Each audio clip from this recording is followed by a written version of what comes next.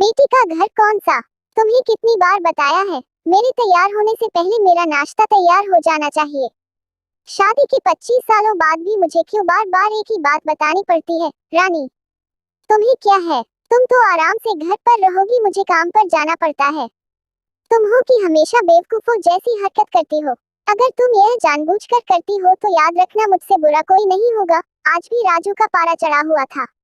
इन कटु शब्दों में अपना गुस्सा उतारते हुए, गीला तौलिया कुर्सी पर फेंकते हुए राजू गुस्से से रानी की तरफ देखने लगा। रानी के लिए राजू का यह बेवजह का गुस्सा कोई नई बात नहीं थी। वह महीने में 3-4 बार ऐसे ही लता पर बरस पड़ता था। पहले पहले रानी उसका विरोध किया करती थी, लेकिन जब कई सालों तक राजू में कोई बदलाव नहीं दिखा तो रानी ने खुद को ही बदल दिया। अब राजू के कुछ भी कहने से रानी को कोई फर्क नहीं पड़ता था। राजू की हर बात वो चुपचाप सिर नीचे झुकाए सुन लेती थी। शादी के पहले 5 साल तक रानी ने पूरी कोशिश की थी कि राजू को बदला जाए, लेकिन फालतू का गुस्सा करना और बाद में रानी को भला बुरा कहना यह मानो जैसे उसकी आदत बन गई थी। कोई भी वाद विवाद होता तो राजू सीधा रानी को बोल देता, अगर मैं तुम्हें अच्छा नहीं लगता तो क्यों नहीं चली जाती अपने मायके? क्यों रहती हो मेरे साथ? इतना सब कुछ होने के बावजूद रानी राजू के साथ रहती थी क्योंकि उसे अपनी बेटी की फिक्र थी। और वह जाती भी तो कहाँ, अपने बूढ़े हो चुके माँ बाप को इस उम्र में परेशान करना वह नहीं चाहती थी। समाज और लोग क्या कहेंगे, यह भी तो उसे देखना था। वह इतनी पढ़ी लिखी भी तो नहीं थी कि खुद जाकर कोई नौकरी कर सके और अपना और अपनी बेटी का पालन पोषण कर सके। रानी को अब अपनी फिक्र नहीं थी, उसको फिक्र थी तो बस अपनी शादी लायक हो रही बेटी की। रानी नहीं चाहती थी कि पति पत्नी के झगड़े की वजह से राजकुमारी डिस्टर्ब हो।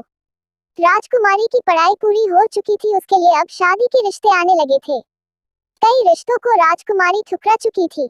2-3 महीने बाद एक अच्छा रिश्ता आया। रिश्तेदारों और पहचान के लोगों ने भी लड़के के बहुत गुणगान किए थे। राजू एक शाम अपनी बेटी के पास बैठकर उसे बताने लगा, राजकुमारी बहुत अच्छा लड़का है, पढ़ा लिखा है, बड़ा घर है, बहुत अच्छी नौकरी है। ऐसे रिश्ते बार बार नहीं आते बेटा, इस बार मना मत करना। राजकुमारी अपने पिता से ज्यादा बात नहीं करती थी। शायद डरती थी या शायद नफरत करती थी, लेकिन आज वो अपनी पूरी हिम्मत इकट्ठा कर बोली, मुझे अभी शादी नहीं करना है पापा। मैं नौकरी करना चाहती हूँ, खुद अपने पैरों पर खड़ी होना चाहती हूँ। हाँ तो उसमें क्या बड़ी बात है? मैंने लड़के से बात की है, वो तुम्हें किसी बात के लिए नहीं रोकेगा। तुम शादी के बाद भी नौकरी कर सकती हो, वो तुम्हें नौकरी के लिए परमिशन दे देगा। राजू बोला, मेरा नौकरी करना या ना करना उसकी परमिशन पर क्यों डिपेंड रहेगा पापा? राजकुमारी ने पूछा, मैं कह रहा हूँ ना, तुम्हें किसी भी चीज की कमी नहीं होगी वहाँ। ऐसे रिश्ते बार बार नहीं आते, इसे ठुकरा मत, बहुत खुश रहोगी तुम वहाँ। राजू बोला, पापा क्या मैं उतनी ही खुश रहूंगी जितनी मम्मी इस घर में खुश है? राजकुमारी ने तंज कसते हुए कहा, आज तुम्हारी जबान कुछ ज्यादा नहीं चल रही। राजू गुस्से से आंखें बड़ी करते हुए बोला, पापा मुझे शादी ही नहीं करनी है, क्योंकि शादी के बाद अगर वह लड़का आपके जैसा निकला तो मैं क्या करूंगी? मुझे आपके जैसा जीवन साथी नहीं चाहिए जो बिना बात के मुझ पर हमेशा चिल्लाए। मुझे कुछ भी अपनी पसंद का लेना हो तो 10 बार सोचना पड़े, कहीं वह नाराज ना हो जाए। मेरी तबीयत कैसी भी हो उसे परवाह ना हो, रोटी थोड़ी सी मोटी बन जाए तो घर सर पर उठा ले, उसकी चेकबुक ना मिले तो भी मेरा ही दोष निकाले, और हर छोटी मोटी बात पर मुझे मायके जाने के लिए कहे।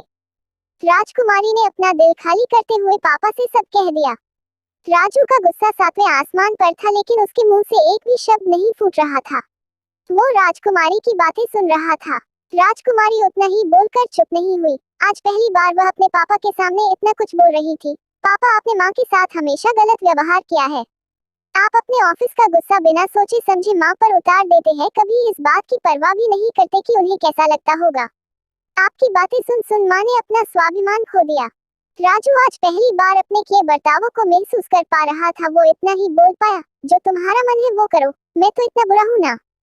राजकुमारी ने राजू का हाथ पकड़ा और बोली, पापा मुझे सिर्फ एक सवाल का जवाब दे दो, क्या आप चाहेंगे कि मेरा पति आपके जैसा हो? अगर आपका जवाब हाँ है तो कर दीजिए मेरा रिश्ता आज ही, और ना है तो मुझे आत्मनिर्भर बनने दीजिए।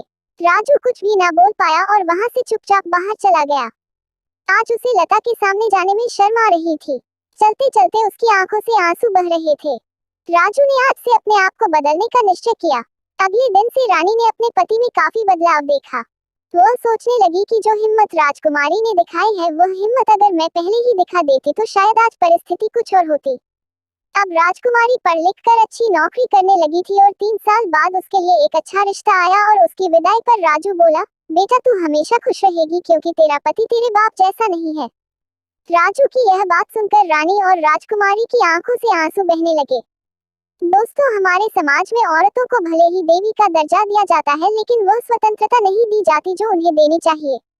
उन्हें बचपन से ही बताया जाता है कि वह पराया धन है।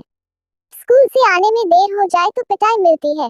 मोबाइल पर बातें करते हुए दिख जाए या खिड़की से झांकते हुए दिख जाए तो शक किया जाता है। माँ बाप का घर तुम्हारा नहीं है, पति का घर ही तुम्हारा घर है। जीवन भर ये बातें बता बता कर उन्हें ससुराल भेज दिया